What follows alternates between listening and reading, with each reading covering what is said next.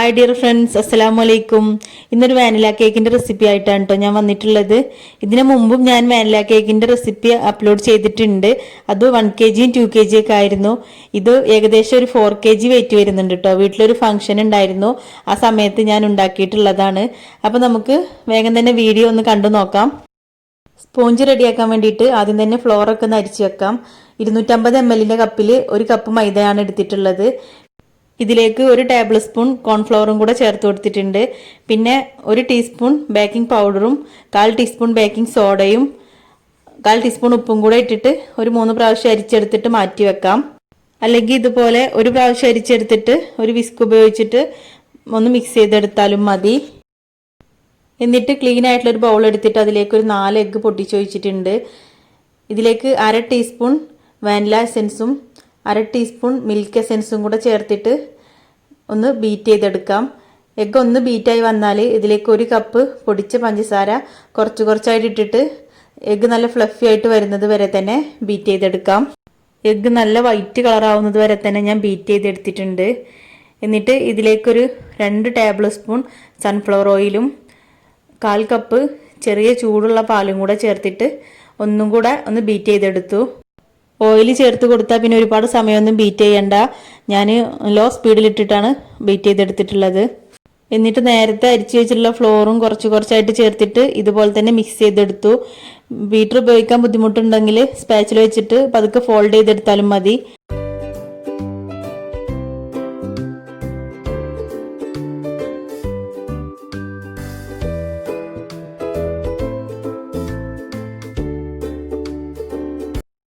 ഇപ്പോൾ ഫ്ലോർ മുഴുവനും മിക്സ് ചെയ്തെടുത്തിട്ടുണ്ട്.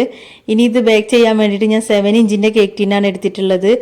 സൈഡിലും സെൻറ്ററിലൊക്കെ ആയിട്ട് ഓയിൽ ബ്രഷ് ചെയ്ത് കൊടുത്തിട്ട് ബട്ടർ പേപ്പറും കൂടെ വെച്ച് കൊടുത്തിട്ടുണ്ട്. ഇതിൻ്റെ ബട്ടർ പേപ്പർ ഞാൻ കുറച്ച് ഹൈറ്റിലാണ് കേട്ടോ വെച്ച് കൊടുത്തിട്ടുള്ളത്. കേക്ക് മുകളിലേക്ക് കുറച്ച് പൊങ്ങിയാൽ തന്നെ പുറത്തേക്ക് പോകാത്ത രീതിയിൽ വെച്ച് കൊടുത്തിട്ടുണ്ട്. എന്നിട്ട് ബാറ്റർ ഇതിലേക്ക് ഒഴിച്ചു കൊടുത്തിട്ട് പതുക്കെ ഒന്ന് ടാപ്പ് ചെയ്ത് കൊടുത്തിട്ട് എയർ ബബിൾസൊക്കെ ഒന്ന് പുറത്ത് കളഞ്ഞതിന് ശേഷം 200 ഡിഗ്രിയിൽ 10 മിനിറ്റ് പ്രീഹീറ്റ് ചെയ്ത ഓവനിലേക്ക് ഒരു 165 ഡിഗ്രിയിൽ 30 മിനിറ്റ് വെച്ചിട്ട് ബേക്ക് ചെയ്തെടുക്കാം. 30 മിനിറ്റ് കഴിഞ്ഞപ്പോൾ കേക്ക് ഇവിടെ ബേക്കായി വന്നിട്ടുണ്ടായിരുന്നു. ഇനി കേക്ക് ടിന്നിൽ നിന്നും പുറത്തേക്ക് എടുത്തിട്ട് ബട്ടർ പേപ്പറൊക്കെ മാറ്റി കൊടുക്കാം. എന്നിട്ട് കുറച്ച് സമയം ഇത് ചൂടാറാനായിട്ട് മാറ്റി വെക്കാം. കേക്ക് നല്ല സോഫ്റ്റ് ആയിട്ട് തന്നെ കിട്ടിയിട്ടുണ്ട്. ഇതേ മെഷർമെൻറ്റിൽ ഞാൻ 3 സ്പോഞ്ചാണ് കേട്ടോ റെഡിയാക്കിയിട്ടുണ്ടായിരുന്നത് ഈ ഒരു കേക്കിന് വേണ്ടിയിട്ട്. ഇനി ഇത് 2 കേക്ക് 3 ലെയറായിട്ട് കട്ട് ചെയ്യാം. ഒരു കേക്ക് സെൻറ്റർ കട്ട് ചെയ്തിട്ട് അതും 3 ലെയറായിട്ട് കട്ട് ചെയ്തെടുക്കാം.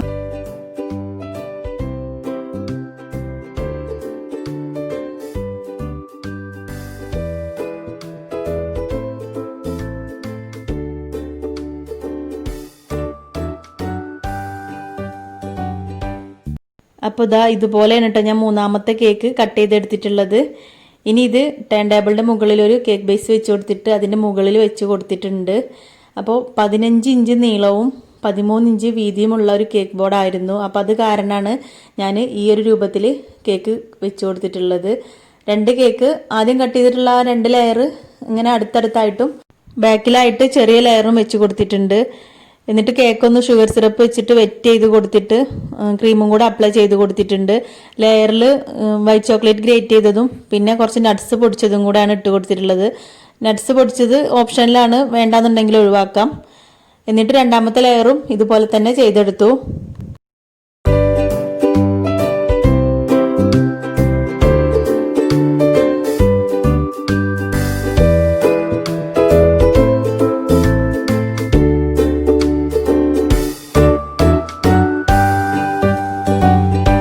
ഇതിൻ്റെ മുകളിലായിട്ട് 3ാമത്തെ ലെയർ കേക്കും കൂടെ വെച്ച് കൊടുത്തിട്ടുണ്ട്. എന്നിട്ട് ഇതിൻ്റെ സൈഡ് ഭാഗമൊക്കെ ഒന്ന് ചെറുതായിട്ട് കട്ട് ചെയ്തെടുത്തിട്ടുണ്ട്. അതിൻ്റെ മുകളിലായിട്ട് ക്രീമാക്കി കൊടുത്തിട്ടൊന്ന് ക്രം കോട്ട് ചെയ്തിട്ട് കുറച്ച് സമയം ഫ്രിഡ്ജിലേക്ക് മാറ്റി വെച്ചു.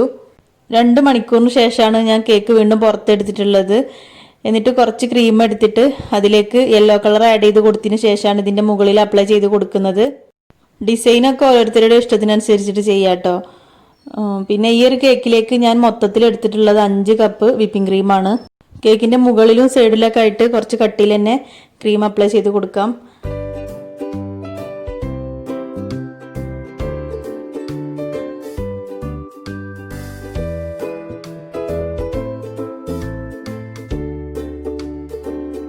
ഇപ്പോൾ കേക്ക് ഇവിടെ ഫിനിഷ് ചെയ്തെടുത്തിട്ടുണ്ട്. ഇനി ഇതിൻ്റെ മുകളിലായിട്ട് കുറച്ച് ഫ്ലവറും കൂടെ വെച്ച് കൊടുക്കാനുണ്ട്. ഫ്ലവർ വരയ്ക്കാൻ വേണ്ടിയിട്ട് ഞാൻ ഇതേപോലെയുള്ള കളറാണ് എടുത്തിട്ടുള്ളത്.